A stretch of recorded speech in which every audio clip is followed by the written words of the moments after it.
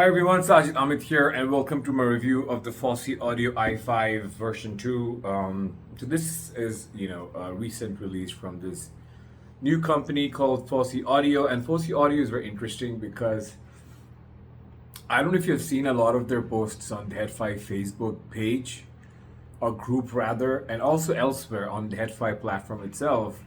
Fosi does a whole variety of things. They do amps, preamps, DACs. They do very cute little, these switcher boxes with view meters if you want to use that box to switch between different DACs and amps. So I've known Fosi for a bit of time. I've spoken back and forth between with Jerry of Fosi, and I got this in finally. I've heard this. I've heard impressions of this from respected reviewers who've frequented can jams, etc. And this looked marvelous, and people sort of praised how what a wonderful and first planar release this is. And I was generally curious because I sort of appreciated how these had these massive overhead cups, a la Hyphaman, and I was wondering if this will have the soundstage and resolution of Hyphaman, right? And I'm happy to report that it does. I also wondered how different it would sound from Hyphaman. I was sort of informed that this has better bass extensions, especially this version 2. As my friend Wave Theory has talked about in his most recent re-review of the Fosi audio headphones. So do check out Wave Theory's review.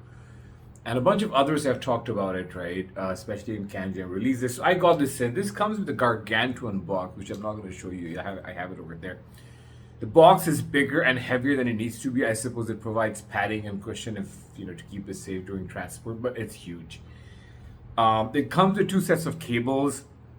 One is terminated in 4.4 and one is terminated in 3.5. Very basic copper cables, but as someone pointed out, I think Passions for Sound pointed this out in his review that the cables made a difference to the sonic presentation of this.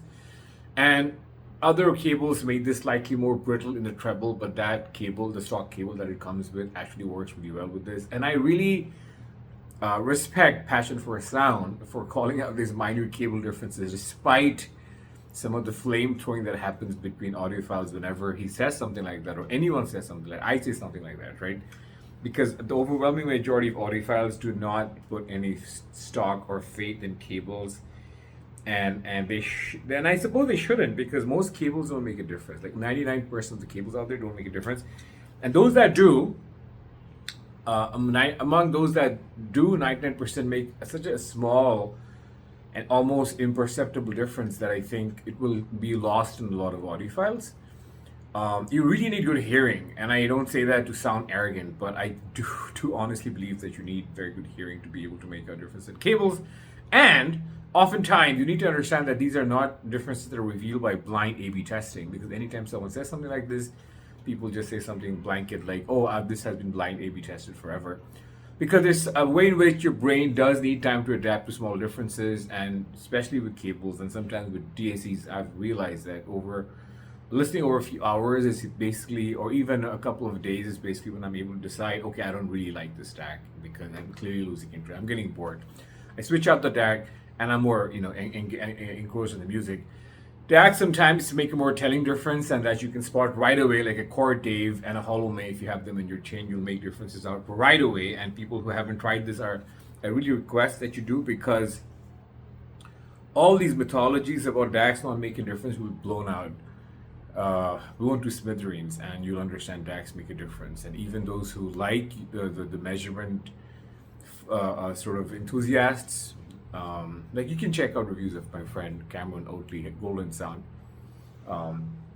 He measures as much as anybody else, and I think but he's also got very good reviews on DACs, and he tries to explain why they make a difference. But this is not about DACs or about cables, but it's important for the context of this review and explain why. Okay, so to jump right into this, open back over ear headphone, Infinite Baffle Acoustics. I'm reading from the headphonia.com website. They have a good review of this, and that's because they have a very easily accessible set of specs, because I can't be bothered to memorize the specs. I know it's 28 ohms impedance and 97 dB sensitivity, but I still want to take you guys through this. So this is 550 grams without a cable. I'm not really feeling it, and others have talked about this because it's really, really well balanced weight. And 550 grams is not as heavy as it can get. Like that headphone over there, my favorite, the 1266, is still around 700, if I'm not mistaken. 3.5 mm jacks, so compatible with a variety of cables you may have, and the cable length that comes in is 1.5 meters, so it's pretty usable. Like I said, 28 ohms is the impedance, 90 decibels the sensitivity, so it's very, very easy to drive if you ask me. And what's interesting is that this is 97 mm push-pull planar magnetic drivers with 2 nanometer diaphragm. So 97 is huge. 97 mm drivers. All that to say that these are really large drivers. Okay. So, I mean, it looks very nice, as is pretty evident. I think it looks far more premium than a Hyphaman product. It looks far more premium than an Aria. This, I think, is real wood, which is to some extent what adds to the weight. But it still doesn't get as heavy as, Odyssey headphones. This is real wood, walnut, if I'm not mistaken. This is suede, metal parts, some plastic bits. And, these things slide in and out beautifully without leaving any marks, if you know what I mean. Wink, wink, Hyphaman. So yeah, and beautiful aesthetics. Like I think partially the reason I wanted to get this in was because of aesthetics. It looks stunning. I think it looks like a crossover between Hyphaman and Odyssey. So what does it sound like? So in terms of sound, I think this is a very well-tuned first-time planar headphone because it does exhibit the properties of a planar that you have come to expect, which is very linear and extended bass. From what I understand, the first iteration did not have very linear bass. This one does, and for that, massive kudos. The mid-range is pretty even, pretty smooth. There is pinna gain. I like the fact that the pinna gain is because your ear expects there to be a bump around upper mid-range, and that bump does exist around 2 kilohertz, so you do perceive a certain intimacy of vocals and all that, but it doesn't compromise soundstage because a lot of Harman-tuned products, I think, sort of have an effect of collapsing soundstage width, and this does not.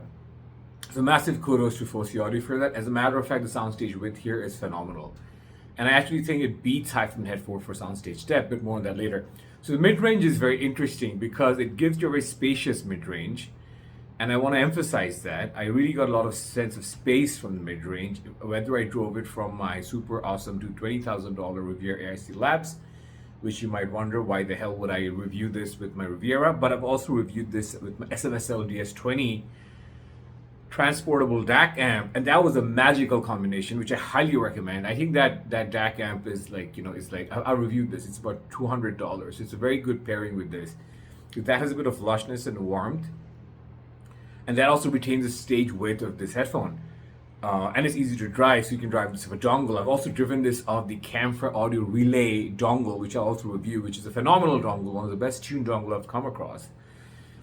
Treble-wise, it's not the smoothest treble, but I don't perceive any harsh peaks because the treble has to be seen in its entirety. This does have a lot of air frequencies a la Hyphaman headphones, so that has the effect, like I said, of perhaps giving you a sense of enhanced stage width and depth. Air around instruments and a sense of resolution as well, because the amount of shimmer you get with, let's say, cymbals is not excessive, but it really does help, let's say, Chris Cornell's vocals sound raspy and airy, and you sense the breathing of vocalists, so it's fairly detailed for this price point. Overall, I wouldn't say it's a warm headphone. I wouldn't even say it's a neutral bright headphone. I would say that this is a headphone that has a fair amount of bass extension with a fair amount of treble extension.